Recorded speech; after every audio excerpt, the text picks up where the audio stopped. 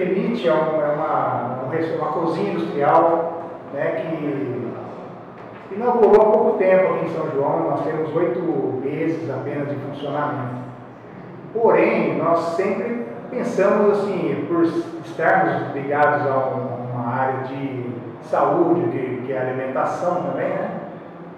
A gente sempre procurou incentivar uma boa alimentação, uma prática de esportes. Então a gente conseguiu unir a nossa atividade com o pessoal do basquete. Eu sou apaixonado por basquete desde criança, sempre gostei, sempre joguei, incentivo meus filhos a jogarem e então buscamos essa parceria que está dando certo. O pessoal tem recebido nossas refeições, tem gostado, tem apreciado, tem sido bastante importante para eles, né? O pessoal que vem de fora, principalmente, que vieram de outras cidades.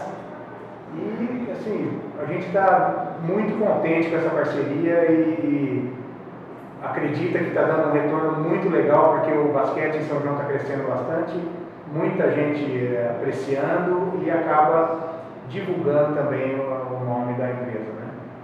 O basquete é um esporte que tem uma exigência muito grande, né, devido à carga de treinamento.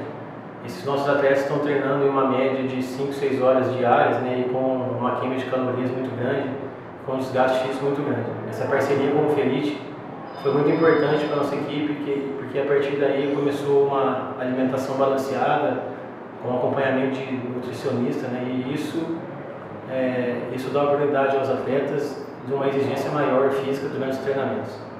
Uma opinião particular minha, eu já tive passagem por vários times e várias estruturas, e aqui em São João nosso time conseguiu ter uma estrutura bacana na parte de alimentação, e o Felite proporciona isso pra gente, uma alimentação saudável, balanceada, com frutas, legumes, verduras, e isso ajuda a gente bastante no nosso rendimento.